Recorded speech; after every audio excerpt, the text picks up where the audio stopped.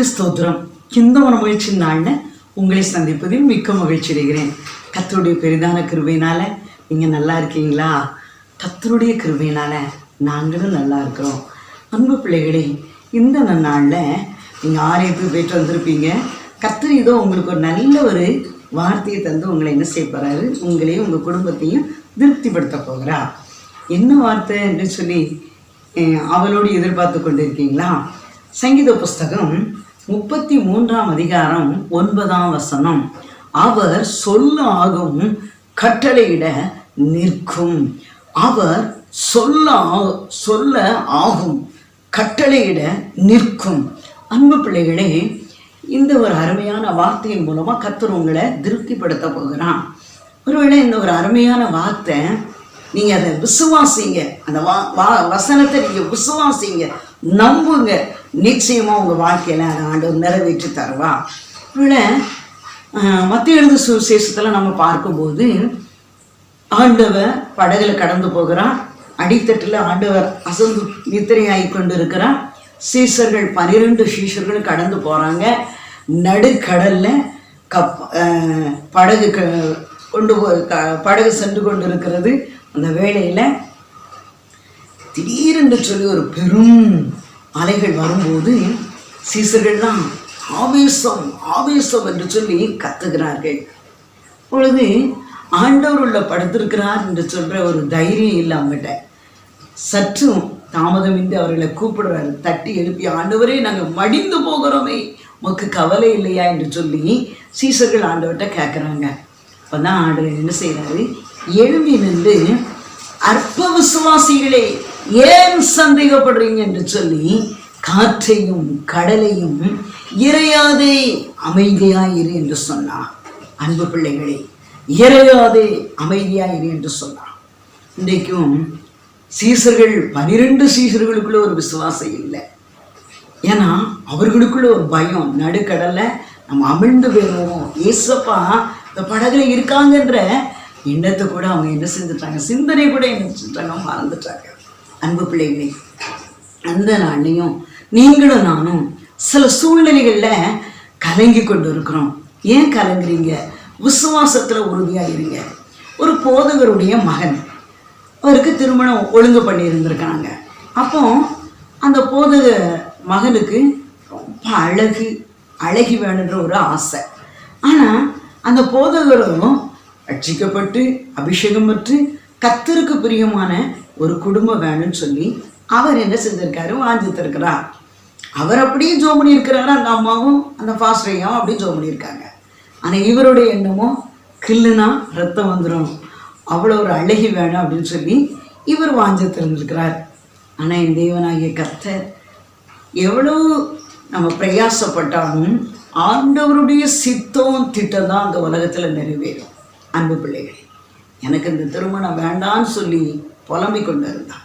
அப்பொழுது அந்த போதகரம்மா, தம்பி, ஆண்டவருடைய சித்தத்தை நீ ஏற்றுக்கொள்ளும் போது நிச்சயமாக ஆண்டவர் ஒரு வாழ்க்கையை திருப்தியாக தருவார்னு சொல்லி இந்த அம்மா கண்ணீரோடு ஜோம் பண்ணாங்களாம். அப்போ அந்த வீட்டில் ஒரே குழப்பம், இதனால பெரிய ஒரு கொந்தளிப்பு. காற்று கடலும் எப்படி அந்த அலை கடல் கொந்தளிச்சதோ அப்படி ஒரு கொந்தளிப்பு. அப்போதான் அந்த அம்மா அந்த ஐயாவும், நாங்கள் எங்களுக்குள்ள ஏதாவது ஒரு குறைகள் இருந்தால் மன்னிங்கன்னு சொல்லி அவங்க 2 பேரும் அர்ப்பணித்து, நாங்கள் சுயமாவோ பெருமையாவோ ஏதாவது நடந்துருந்தா மன்னிங்கன்னு சொல்லி ஒப்பு கொடுத்து ஜோம் பண்ணாங்களாம்.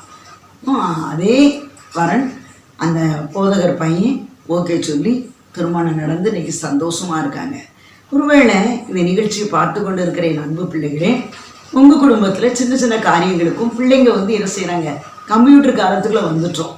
பிள்ளைங்கள்லாம் என்ன செய்கிறாங்க, கீழ்ப்படுதலின் ஆவி, கீழ்ப்படுகிற ஆவியே இல்லை, அந்த கீழ்ப்படுதல்ன்ற எண்ணமே இல்லை.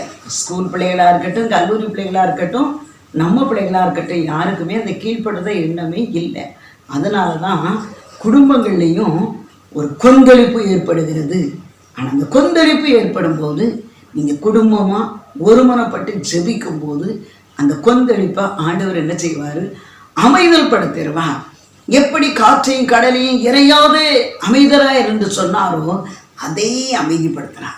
இன்னைக்கு அந்த தம்பி பார்த்து, அக்கா நாங்கள் நல்லா இருக்கோன்னு சொன்னாங்க, அன்பு பிள்ளைகளே, ஒருவேளை குடும்பங்கள் இப்படிப்பட்ட பிரச்சனையோடு வேதனையோடு கண்ணீரோடு இருக்கிறாங்களா? நீங்க ஜோம் பண்ணுங்க. அம்மா அப்பா இருதயத்தை தாழ்த்தி ஜோம் பண்ணுங்க.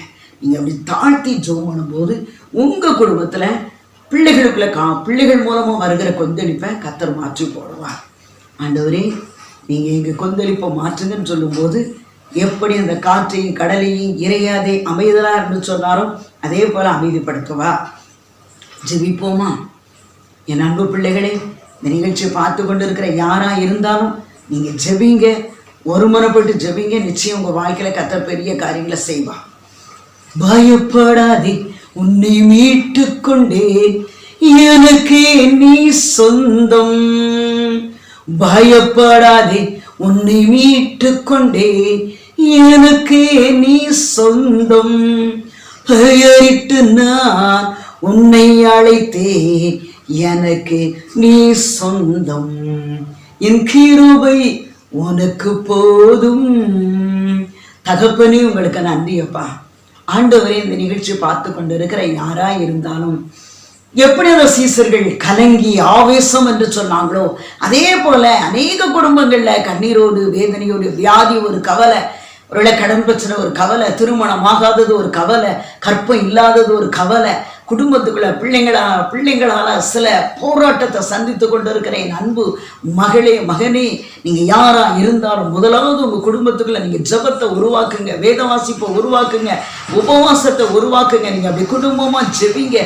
உங்க வாழ்க்கையில காணப்படுகிற போராட்டங்கள், சாபங்கள், நெருக்கங்கள் எல்லாவற்றிலிருந்து கர்த்தர் விடுதலையாக்கி உங்க குடும்பத்துக்குள்ள அவர் வந்து சந்தோஷத்தையும் சமாதானத்தையும் ஒரு மன நிறைவையும் ஒரு மன அமைதியும் தந்து சந்தோஷப்படுத்துவான். பெரிய காரியங்களை செய்யுங்க. உங்க நாமம் மகிமைப்படட்டும். இயேசுவின் நாமத்தில் ஜெபிக்கிறோம் ஜீவனுள்ள நல்ல பிதாவே, ஆமென். ஹல்லேலூயா.